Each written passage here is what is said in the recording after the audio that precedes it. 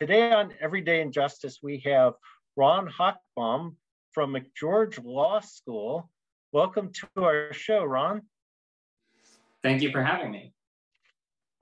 So I was wondering if you could give us just kind of a brief background about yourself and how you got to where you are now. Yeah, of course. So I'm an assistant clinical professor of law at the University of the Pacific McGeorge School of Law, where I teach and direct our Homeless Advocacy Clinic. And before joining the faculty at Pacific McGeorge, I taught at a few different law schools at the University of the District of Columbia, as well as Loyola Chicago and Cornell Law School in the areas of housing and consumer law, health justice, and farm worker advocacy. And before teaching, I was an attorney on behalf of unhoused people at the Homeless Action Center in Berkeley and Oakland, California. And it's kind of interesting, and maybe you feel this way too, but this issue, when I was young, was a huge issue, and then it kind of disappeared, and now it's really circled back maybe in the last 5 years or so. And so it seems like your career has gone straight into kind of current events. Mm-hmm. Yeah, that's absolutely right. I mean, in reality, the homeless crisis has been a crisis for 40 years since we defunded public housing in the late 70s and early 80s. But in the last 5 to 10 years, the homeless population, especially in California on the West Coast, has sort of exploded. And people really want to see productive solutions to homelessness, right? They are getting tired, and people on the street are getting tired of this as well, right? And so housing affordability is a huge issue in our state and drives homelessness, and it's really important that we have a renewed focus on this and pursue productive solutions. And so how does that relate to your work? Yeah, so I teach this clinic at Pacific McGeorge called the Homeless Advocacy Clinic.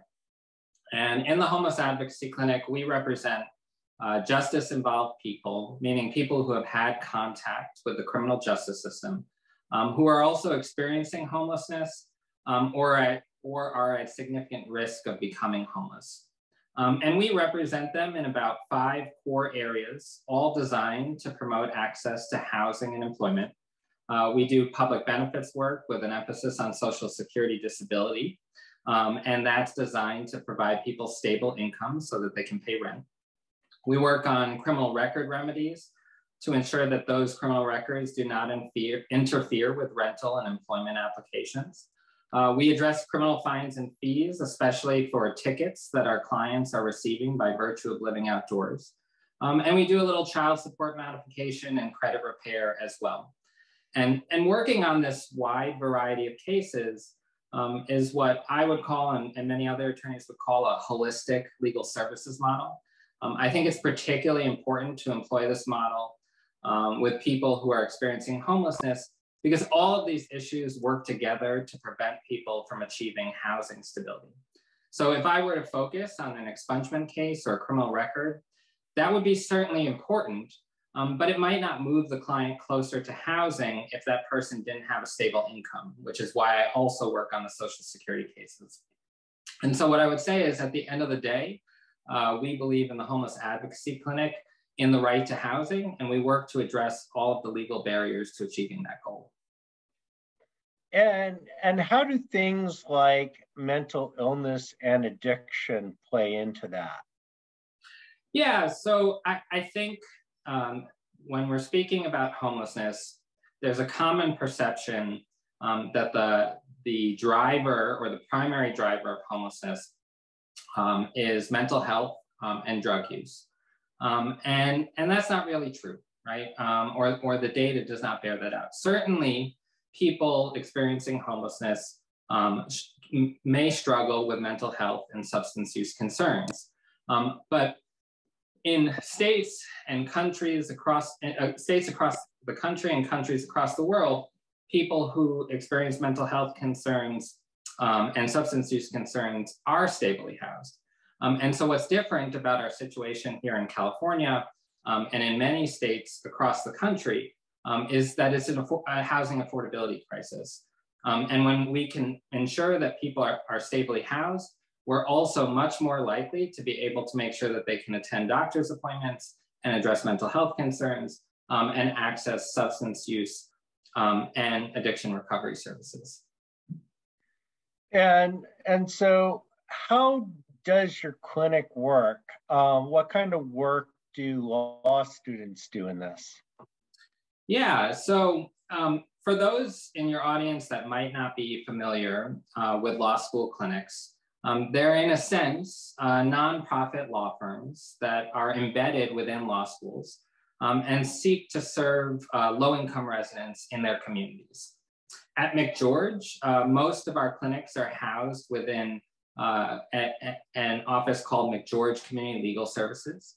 And in addition to the Homeless Advocacy Clinic, McGeorge has clinics in immigration law, in elder and health law, in bankruptcy law. And so students enroll in these clinics and they spend half their time in class learning fundamental lawyering skills. And then the other half of their time working on real cases on behalf of real clients. And so in the Homeless Advocacy Clinic, like many of the other clinics, students are responsible for all aspects of client representation. They conduct interviews, they research the applicable law, they advise clients they advise clients on their legal matters, they draft pleadings, and even when cases are scheduled for trial, they stand up in front of a judge and argue their case in court.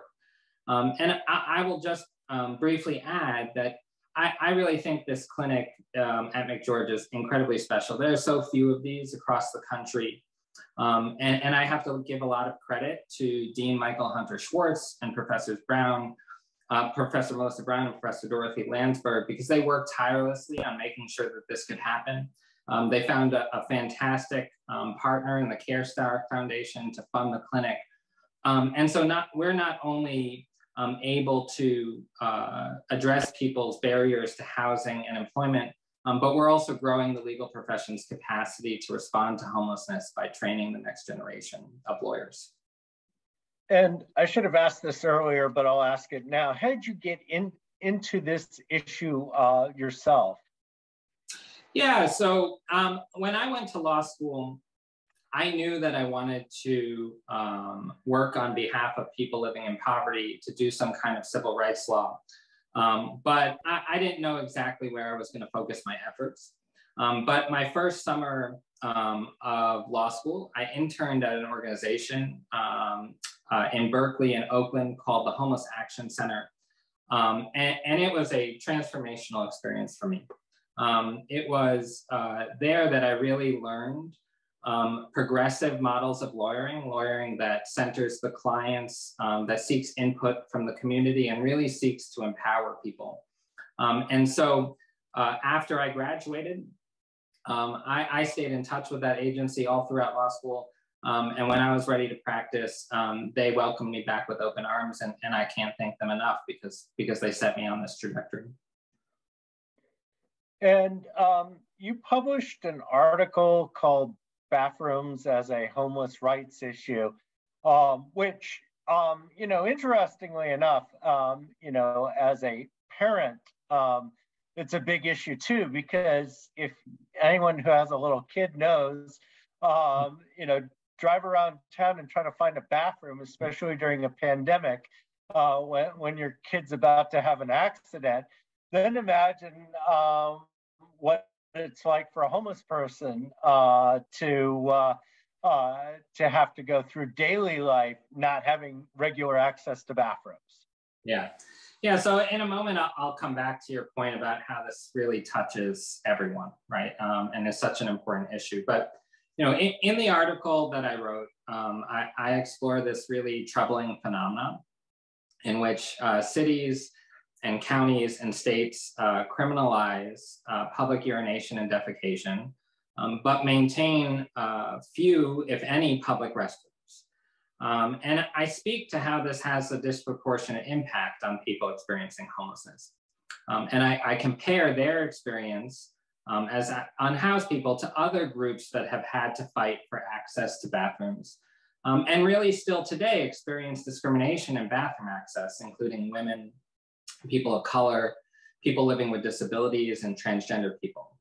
And so, like you said, this issue really touches everyone, right? We all use the bathroom, we use it multiple times a day. There are people that have to use the bathroom with increased frequency, right? Seniors, pregnant women, children, people with particular medical conditions. There are people who work outdoors, right? Don't have the luxury of working in an office or working from home all day long, like gig workers and delivery drivers. It touches them, right? It has a huge impact on their lives. And local businesses, right, will stand to benefit from having more access to public bathrooms as well, right? Because tourists and consumers will be able to spend more time in public. And so this is really just a hugely important issue, and one that we should all be spending more time and encouraging our local governments to focus on. And, you've talked a little bit about the criminalization of homelessness, and you mentioned, public urination and defecation. There's also camping laws and all sorts of laws that it's almost like, and maybe that's the wrong way to couch it, but it seems that people want to make the issue go away without actually addressing it. And so they try to make it as inconvenient as possible to be homeless, as though that were going to magically make it disappear.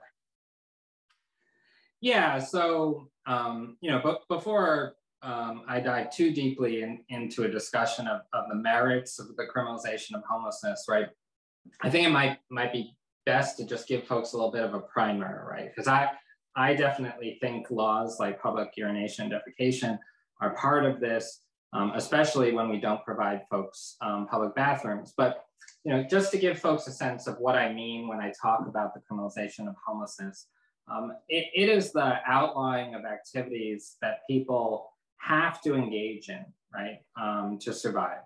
And sometimes also charitable acts that are intended to assist homeless individuals in pursuit of their survival, right? And so common examples that people have likely heard about are prohibitions on sleeping and camping in public, sitting and lying down, panhandling, living in one's vehicle, or even sharing food with someone who's experiencing homelessness.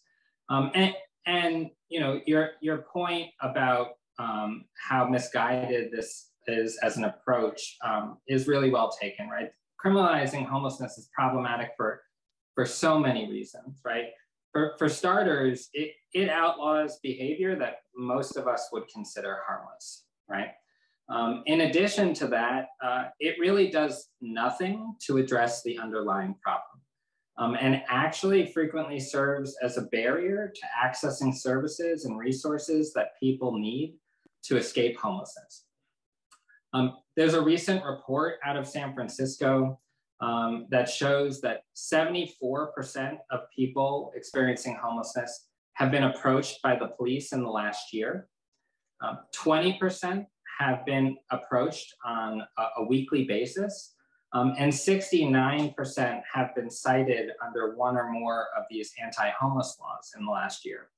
And so, if you thought about that data and whether police were targeting constitutionally protected communities in the same way that they are people experiencing homelessness, there would be no argument that this is a civil rights violation.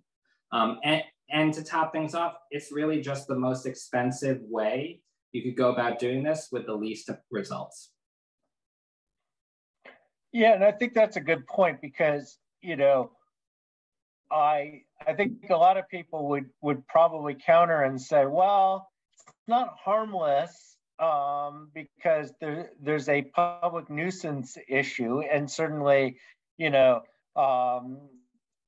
drive around, even Sacramento, and you see all these encampments and everything along various streets, and there are concerns there.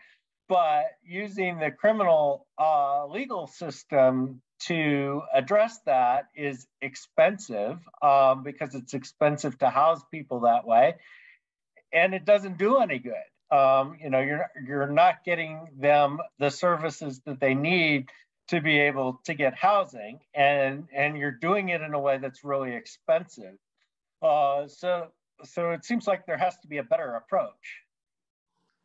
That certainly there is, and it's right there in the name, right? We have to provide people housing, and we have to make sure that we have affordable housing, right? And that is really the only way that we will climb out of our homelessness crisis. And it just seems like the entire legal system is kind of stacked against homeless people anyway. We cover a lot of court hearings, and often what will happen is a homeless person will be arrested for a fairly minor offense, but then they're held on bail, which of course they can't afford to get out on. We covered a case where the guy was homeless. He was arrested in a Walmart parking lot for having explosives, except he didn't have explosives. And then he's held in custody on bail. And he basically pleaded with the judge, and he said, "Hey, look, I have a job. If you hold me on bail, I'm going to lose my job." And the judge said, "Well, there's nothing I can do." And so, it was this moment of inhumanity of how is this helpful? Mm-hmm. Yeah. So when it comes to bail, I will say I certainly should defer to experts to study and advocate around this issue, but I have no doubt that people experiencing homelessness are disproportionately impacted by money bail for the same reasons that bail in general disproportionately affects people who are living in poverty. What I can tell you, especially with the anti-homeless laws that I do study, is that 90% of people experiencing homelessness report that they can't afford a ticket for sitting and lying down and camping and so on. And those tickets are usually around $100, $200. Once you start to add the fees, they might grow quite a bit, but certainly much less than bail is usually set at. And so I know that unhoused people are being roped in to incarceration pre-trial, right? Pre-finding of a guilt in the same ways that so many people experiencing poverty are. And that is something we too need to address in our criminal justice system. So talk a little bit about anti-panhandling laws. Do you guys get into the issue of constitutionality, or are you simply concerned with an individual facing sanctions based on these laws? Mm-hmm.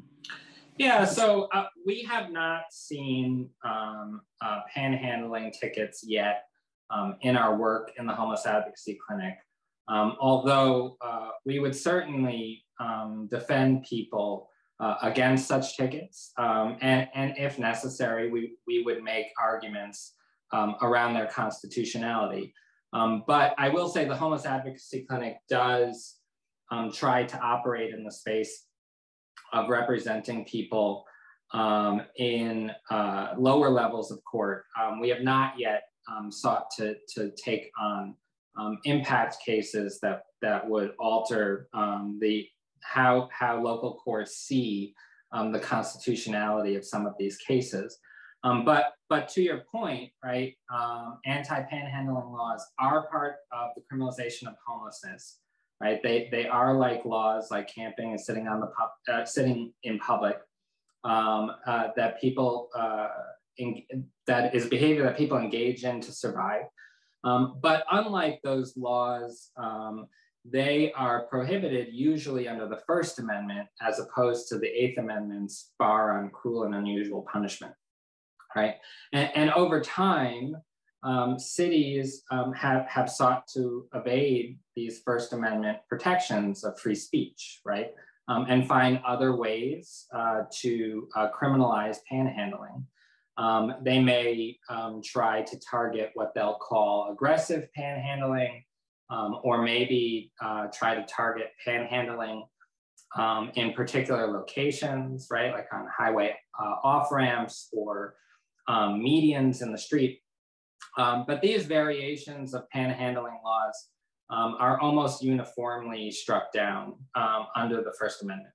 And what I think courts are trying to convey to us is that someone's financial status makes them no less entitled to the fundamental rights that we all enjoy, right?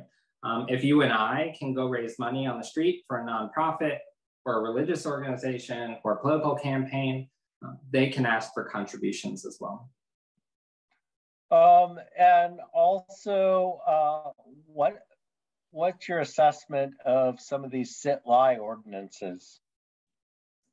Can you tell me what you mean by that? An ordinance that, I forget how they word it, but basically it prohibits somebody from sitting or lying for a period of time or in a certain location. And so basically it gives police the discretion to, well, if I say harass, that might be a little pejorative, but you get the idea. Yeah, so sit-lie ordinances should also be seen under the scheme of criminalization of homelessness, right? All of us, no matter how hard we would try, right? No matter how much exercise we engage in, at some point in the day are gonna have to sit down and lie down. And the only difference between you and me and someone who might be experiencing homelessness, right, is that we don't think that that's a problem if it's done on private property, right? But when conducted in public, right, we now use these laws to harass folks to the point that they would leave an area, right, or to bar them from particular areas that we don't want them to be in.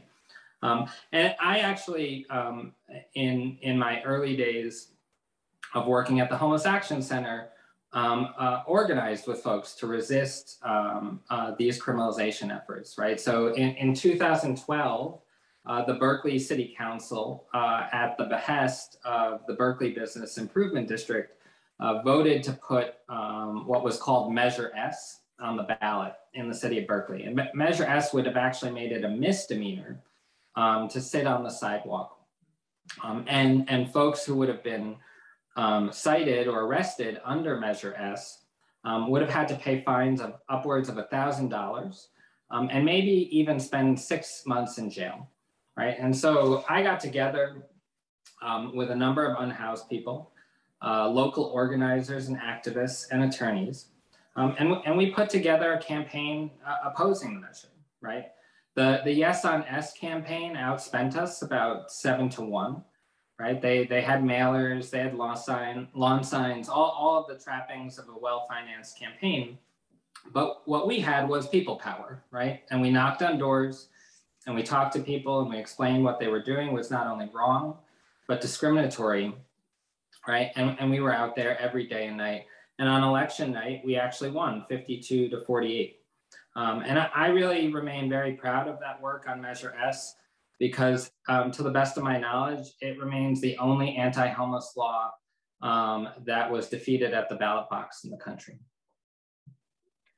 And overall, I mean, I know the issue of homelessness has gotten a lot of attention in recent years, and there have been various remedies sought. Are you seeing things getting better or worse from the standpoint of the legal environment, not necessarily from the standpoint of homelessness overall?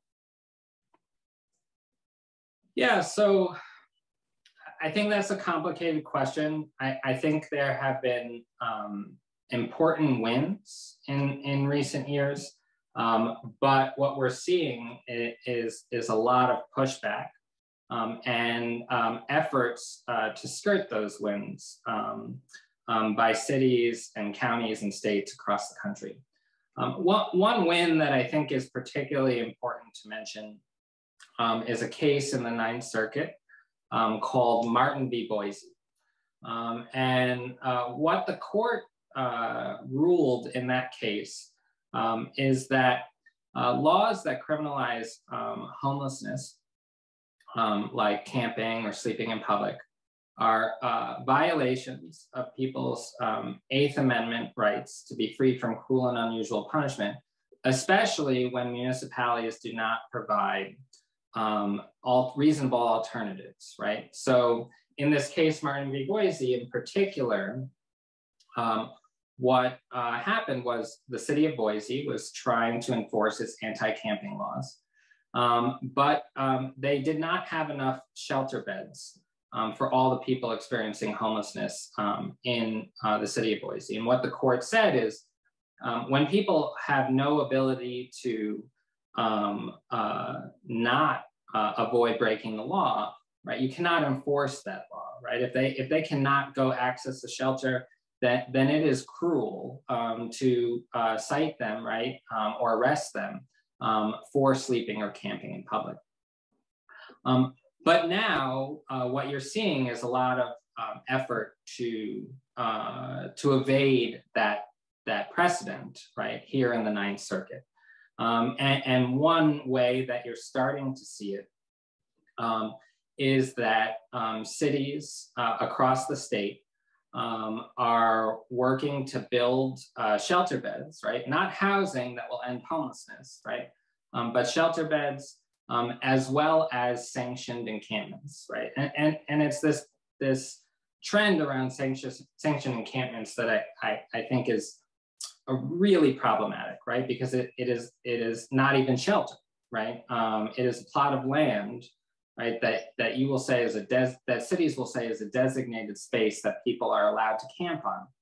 You know, if you asked me a few years ago whether I thought sanctioned encampments were a good thing, I probably would have said yes, right? Because I think that sanctioned encampments can make it easier for people experiencing homelessness to access basic needs like food and water and showers, right?